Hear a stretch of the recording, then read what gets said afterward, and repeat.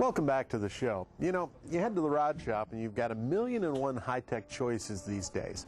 But recently we met one Minnesota fisherman who says you just can't beat the original.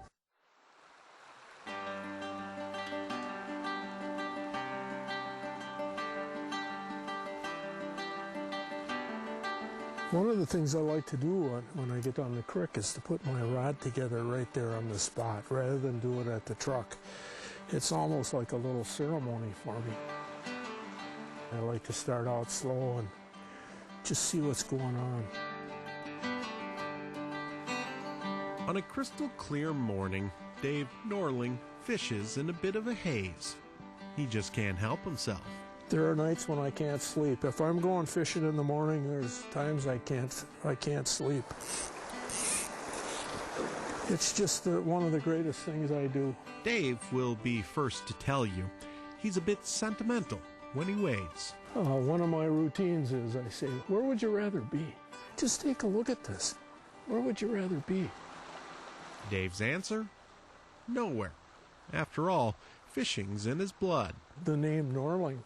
If you were from Söderhamn, Sweden, and you were a Norling, that would mean that you were a fisherman. Dave fishes as a means to an end which begins in his backyard. Let her rip. There's no arguing about the beauty of bamboo. They make beautiful rods. Good job. Dave builds his tools of the fishing trade. It's a hobby in the purest sense. So far, so good. Let her go, Andy. I built my first rod in 1946 when I was in 10th grade in high school from a kit from Herders. It was a glass bait casting rod. And I just, I continued to do it, and I've never lost my love for it. Now retired from a life of firefighting, Dave spends his days in the shop. Grandson Andy helps him build bamboo rods. It's just really, really neat to be able to pass that on. Yeah, it's pretty fun. These rough split strips now are going to have to be planed down to 60-degree equilateral triangles. Now, Dave uses only hand tools. It's his sort of unwritten rule of rod making. I don't say it's better or don't say it's worse. I just like to work with the hand tools. 6 equal pieces of bamboo add up to one rod. We just kind of lay them all out on tape, and then they just kind of roll up and fit together. Now it'll be glued. Curious as the craft itself, some of Dave's homemade tools. This is a little Rube Goldberg oven that I use to heat and temper bamboo. It's fired by a heat gun, and I monitor it in 3 places with candy thermometers. And the fine finish on those rods?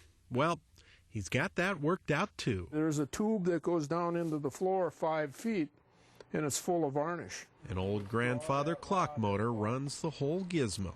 It'll withdraw that rod at about 2 inches a minute. Now, just as exacting, Dave's specs for each rod.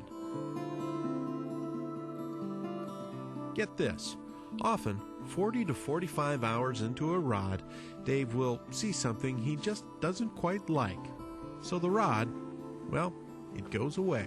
I don't know how many I've thrown away because there are rods that won't leave the shop. A real shock, considering the quality of Dave's work.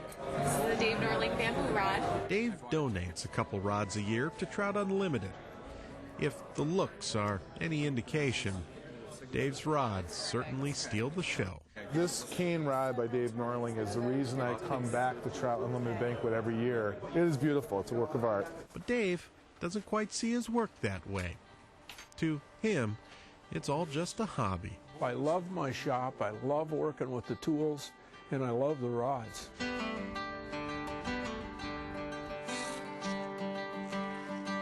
And no doubt, he loves that tug each time his bamboo rod works. He's got a little body to him.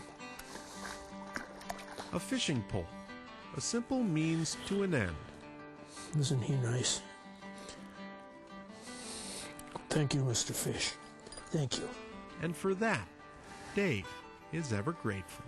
I think that the country has a soul, and that this allows me to be part of it.